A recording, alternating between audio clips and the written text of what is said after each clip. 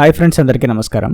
ఇక్కడ నుంచి మన ఛానల్లో మూవీ ఎక్స్ప్లెనేషన్స్తో పాటు కొత్తగా రిలీజ్ అవుతున్న మూవీస్కి సంబంధించిన రివ్యూస్, అలాగే మూవీస్కి సంబంధించి different type of videos like movie analysis లేదా డైరెక్టర్ అనాలిసిస్, ఇలాగా మూవీకి సంబంధించి కొత్త రకమైన వీడియోస్ అన్ని రాబోతున్నాయి. ఐ హోప్ మీ అందరికి నచ్చుతాయి అనుకుంటున్నాను. ఈ రివ్యూస్ అవి కూడా ఈ ఛానల్లోనే పెట్టమంటారా, లేదంటే వేరే కొత్త ఛానల్ స్టార్ట్ చేసి అందులో పెట్టమంటారా, అది మీరు ఏంటన్నది మీరు కింద కమెంట్స్లో తెలియజేయండి. Coming back to the video, ఈ రోజు రిలీజ్ అయిన దేవరా మూవీ ఎలా ఉందో తెలుసుకుందాం. ఒకటే మాటలో చెప్పాలంటే first half hit, second half ఫట్. జనరల్గా మూవీస్ ఎక్కువ చూసిన వాళ్ళకి ఏంటంటే ఈ మూవీ ట్రైలర్ చూసినప్పుడే ఆటోమేటిక్గా ఆ మూవీ స్టోరీ ఎలా ఉండబోతుంది అనేది చిన్న గెస్ అయితే చేయగలరు. సో నేను కూడా అలాగే గెస్ చేశాను స్టోరీ ఎలా ఉండబోతుంది అనేసి.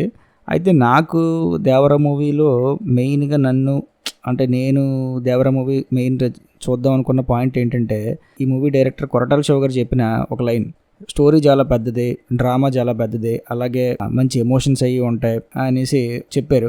సో అయితే ఈ డ్రామా పెద్దది, స్టోరీ పెద్ద అనేసరికి మనకి చాలా ఉంటాయి.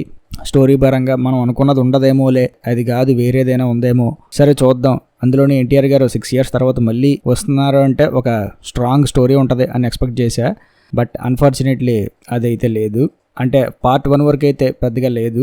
ఎందుకంటే రొటీన్ ఏదైతే మనం ట్రైలర్లో గెస్ చేస్తామో మూవీలో కూడా అదే ఉంటుంది, అదే ట్విస్ట్ ఉంటుంది. అయితే ఓవరాల్ మూవీ ఎలా ఉంది అని అడిగితే ఓకే, నార్మల్, గుడ్.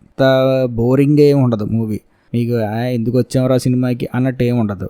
వెళ్ళిపోతూ ఉంటుంది స్టోరీ, అలా వెళ్ళిపోతూ ఉంటుంది నార్మల్గా. మధ్యలో ఫస్ట్ హాఫ్లో ఒక 2-3 ఎమోషనల్ సీన్స్ ఉంటాయి. లైక్ నేవీ ఆఫీసర్తో ఒక సీన్ ఉంటుంది, అది కొంచెం ఎమోషనల్గా ఉంటుంది. అలాగే దేవరా చేంజింగ్ సీన్, అది దేవరా ఎందుకు వీళ్ళకి తిరగబడ్డాడు అన్న సీన్ ఒకటి. రెండోది మదర్, ఒక కుర్రోడు చనిపోతాడు, ఆ సీన్ ఒకటి. ఎన్టీఆర్ గారి పెర్ఫార్మెన్స్ అదిరిపోతుంది అక్కడ ఆ సీన్లో. అక్కడ డైలాగ్స్ కానీ ఆ సీన్, అలాంటి ఈ సీన్స్ ఒక 2-3 ఉంటాయి ఫస్ట్ హాఫ్ పరంగా. అలాగే ఇంటర్వెల్ బ్లాక్లో ఫైట్ బాగుంటుంది. మెయిన్ దేవరా స్టోరీ మనకి చెప్పినప్పుడు ఏం చెప్పారు, ఒక ఊర్లో రూత్లెస్ పీపుల్ ఉంటారు, వాళ్ళకి భయం అంటే ఏంటో తెలియదు, వాళ్ళని భయపెట్టడానికే దేవర అన్నవాడు వాళ్ళకి తిరగబడి వాళ్ళకి భయం అంటే ఏంటో చూపిస్తాడు, ఇలా ఉంటుంది స్టోరీ లైన్ అని చెప్పారు.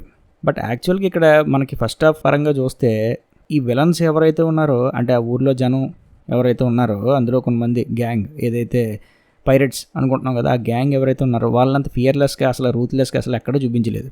అది మైనస్ పాయింట్.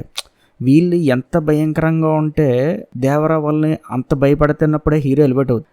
మనకి ఏంటంటే దేవరా వస్తాడు, ఫైట్ చేస్తాడు, వీళ్ళు కామ్ అయిపోతారు అంతే. ఇంకా సైఫ్ అలీ ఖాన్ గురించి మాట్లాడుకుంటే ఆయన అసలు తీసుకున్నారు, ఓకే బాగానే ఉంది, ఆయన లుక్స్ పరంగా ఓకే బాగానే ఉన్నది. డబ్బింగ్ పరంగా అంత పెద్దగా లిప్ మూమెంట్ అది సరిగ్గా సింక్ అవ్వలేదు. బట్ యాక్టింగ్ వైజ్ పరంగా బాగానే ఉన్నది. అయితే మెయిన్ ఏంటంటే హీరో విలన్ ఈ కాన్ఫ్లిక్ట్ ఏదైతే ఉందో ఈ కాన్ఫ్లిక్ట్ని సరిగ్గా ఎస్టాబ్లిష్ చేయాలి. నాకు ఎలా అనిపించిందంటే ఫస్ట్ హాఫ్ చూసినప్పుడు దేవరా చేసుకుంటూ వెళ్ళిపోతుంటాడు, తను చేయాల్సింది. విలన్ ఏదైతే సైఫ్ అలీ ఖాన్ ఉన్నాడో ఆయన చూసుకుంటూ వెళ్ళిపోతాడు అంతే. ఇంకే దేవరాకి ఒక టఫ్ ఫైట్ ఇద్దాం అన్నట్టు ఏమి ఉండదు. దేవరా ఏదో అలా చేసుకుంటూ వెళ్ళిపోతాడు, నేను అలా చూసుకుంటూ వెళ్ళిపోతాడు అంతే. మెయిన్ ఏంటంటే ఎప్పుడైతే హీరో విలన్ ఈ కాన్ఫ్లిక్ట్ అన్నది గట్టిగా ఎస్టాబ్లిష్ అవుతుందో అప్పుడు ఫస్ట్ హాఫ్ దేవరా అసలు ఏం చేయబోతాడు అన్నది మనకి ఇంట్రెస్టింగ్గా ఉంటుంది. బట్ అదేమీ లేదు, ఫ్లాట్ నరేషన్లో వెళ్ళిపోతుంది. దేవరా వస్తాడు, వీళ్ళని కొడతాడు, వీళ్ళు కామ్ అయిపోతారు అంతే. ఎలా ఉండాలి సీను, మనం ఏం ఎక్స్పెక్ట్ చేస్తాం, భయం. వీళ్ళు రూత్లెస్ పీపుల్, అసలు వీళ్ళకి భయం అంటే ఏంటో తెలియదు, అసలు ఇంత భయంకరంగా ఉన్నారేంట్రా బాబు వీళ్ళు, ఇప్పుడు వీళ్ళని దేవర వచ్చి ఎలా భయపడతాడు అన్న క్వశ్చన్ మార్క్తో ఏదైతే డైరెక్టర్ చెప్పారో మనకి ఆ పాయింట్ బేస్ చేసుకుని చూశాను. తీరా చూస్తే వస్తాడు, సేమ్ రొటీన్ టెంప్లెట్గానే వస్తాడు, హీరో వస్తాడు, కొడతాడు, వీళ్ళని భయపడిపోతారు ఇంతే. ఆ రొటీన్ టెంప్లెట్లో దేవర ఉండదు అనుకున్నాను, బట్ సేమ్ అలాగే ఉన్నది. సో ఓవరాల్గా ఫస్ట్ హాఫ్ ఎందుకు వర్కౌట్ అయింది అని అడిగితే ఎమోషనల్ సీన్స్ కొన్ని ఉంటాయి. అండ్ ఎన్టీఆర్ గారి పెర్ఫార్మెన్స్, ఎన్టీఆర్ గారు ఆబ్వియస్లీ గ్రేట్ యాక్టర్ అయినా ఆయన పెర్ఫార్మెన్స్ గురించి మనం మాట్లాడుకోకర్లేదు. ఆ ఎమోషనల్ సీన్స్లో ఆయన యాక్టింగ్ ఇక్కడ మనకు బాగా హార్ట్ టచింగ్గా ఉంటాయి, ఒక 2-3 సీన్స్. ఫస్ట్ హాఫ్ వరకు ఓకే, దేవరా స్టోరీ అయితే బాగానే ఉంది. అండ్ ఇంటర్వెల్ దగ్గర నుంచి ప్రాబ్లం స్టార్ట్ అయింది. ఏంటంటే ఫస్ట్ హాఫ్లో దేవరా స్టోరీ చెప్తారు, సెకండ్ హాఫ్లో వరా స్టోరీ చెప్తారు ఇంతే. వరా స్టోరీకి వచ్చేసరికి ఆల్రెడీ మన ట్రైలర్లో చూపించారంటే అతను భయస్తుడు. సెకండ్ హాఫ్లో వరా సీన్స్ స్టార్ట్ అయిన దగ్గర నుంచి కూడా మనకి రొటీన్. మన ఫస్ట్ హాఫ్లో ఏదైతే మన ఎమోషనల్ సీన్స్ వల్ల సస్టైన్ అయ్యిందో ఆ సెకండ్ హాఫ్లో అదంతా పోయి లవ్ స్టోరీ స్టార్ట్ అవ్వడం. సో లవ్ స్టోరీ అయినా పెద్ద ఉన్నది అంటే అది లేదు. డైరెక్టర్ గారు ఒక ఇంటర్వ్యూలో చెప్పి జాహ్నవి గారికి చాలా మంచి రోల్ ఉన్నది, పార్ట్ 2లో ఇంకా ఎక్కువ ఉంటుంది అన్నారు. బట్ పార్ట్ 1లోనే ఆవిడ క్యారెక్టర్ని సరిగ్గా ఎస్టాబ్లిష్ చేయలేదు. ఏదో ఆవిడకి ఒక హస్బెండ్ కావాలి, తను అనుకున్నట్టుగా ఉండాలి, ఇలాగా ఏదో 2-3 సీన్లు, ఒక సాంగ్ అయిపోయింది అంతే. త్రూ అవుట్ మూవీ స్టార్టింగ్ నుంచి ఎండింగ్ వరకు మనకు ఒకటే ఎన్టీఆర్ గారు తప్ప ఇంకెవరు కనిపించరు. మెయిన్ శ్రీకాంత్ గారు చేశారు, ప్రకాష్ రాజ్ గారు చేశారు, అజయ్ క్యారెక్టర్ ఉంటుంది. ఇంకా ఆ మెయిన్ మాట్లాడుకోవాల్సింది నేను ఎక్కువ ఎక్స్పెక్ట్ చేసింది ఏంటంటే దేవరా వైఫ్ క్యారెక్టర్. దేవరాకి ఒక మంచి స్ట్రాంగ్ ఎమోషన్ని బిల్డ్ చేస్తారేమో, అలాగే కొడుక్కి దేవరాకి వరాకి ఒక స్ట్రాంగ్ ఎమోషన్ బిల్డ్ చేస్తారేమో అనుకున్నాను. బట్ అవి ఎక్కడా కూడా ఎస్టాబ్లిష్ చేయలేదు. ఇంకా సెకండ్ హాఫ్కి వచ్చేసరికి ఎటువంటి ఎమోషనల్ సీన్స్ లేవు. ఫ్లాట్ నరేషన్, ట్విస్ట్లు మనం అనుకున్నదే ఉంటుంది.